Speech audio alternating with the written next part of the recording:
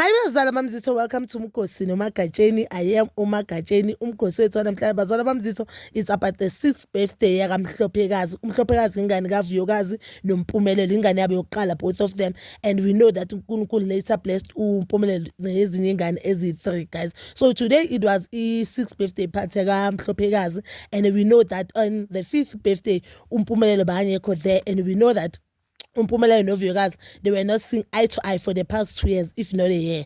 It's more than a year bangabone eye to eye. uVuyokazi uke washo on the previous video ayenzile on YouTube channel yakhe ukuthi she's a single parent because abantu bakamseleko abamlekeleli ngabantwana. When I'm saying abantu bakamseleko, I'm not just saying Umpumelelo ayi-one as ubaba wengane, but bonke abantu bakamseleko abamsizi ngengane, abawondla ingane. The only thing that they are doing posting ingane, which made me sad guys, because ubaba uMseleko always advocate for ingane zakamseleko simadlala kaMseleko. So Umpumelelo ukuthi uVuyokazi athatha umhlophekazi then nabo ba decide ukuthi balahle ingane, it was so sad. And umuntu bengumzweni ubhlungu kakhulu uye umhlophekazi, since we know that umhlophekazi ukhululele kaMseleko, ukhuliswe umayeni, and makakhuliswe umayeni obvious ube nebond eningi nobabakhe, because ubabakhe by that time bekahlala nomama nomayeni, you understand. So bangahlali nabantu bakibo mamakhe, bakakibo mamakhe, then it's so sad ukuthi abazali babahlukana, umuntu ozo-affecteka umntwana. I'm so happy that uSibini decided ukuthi abeke whatever feelings anazo noVuyokazi, as bashilo ukuthi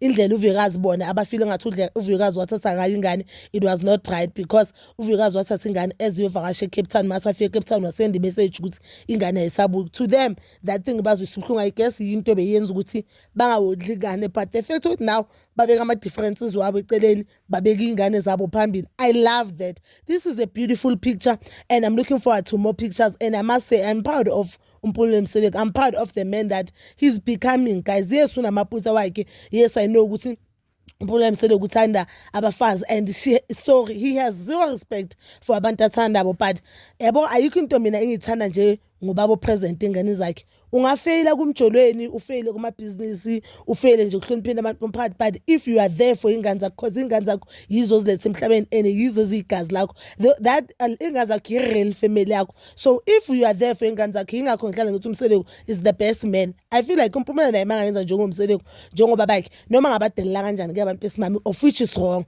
but as long as sazi ingane zakhe, as long as awondla ingane zakhe, yabona nje lapho ngizomhlonipha. And for this I do respect Umpumelelo, and I'm happy for them. It seems like ibirthday kaMhlophekazi, both kids they were happy. I just want to know ngathi uVuyokazi angayenza i-video so that we can know ukuthi uNzulu yenzeni, because uNzulu the last time abona babakhe, he was very young guys, he was very young. And uNzulu engane zakaMpumelelo, I think he is one kid ongazange spende isikhathi nabantu bakibo babakhe at a very young age, and he's so cute guys, he's so cute. He missed out entweni eningi because of ama-differences wabazali babo, but I'm happy. I'm just happy for what is happening, and I'm happy of into engiyibonayo now guys.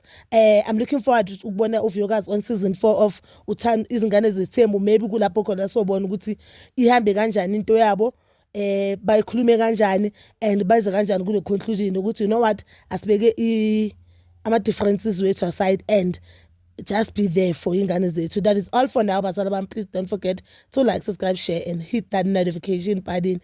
Nginethanda ukuya nokubuya.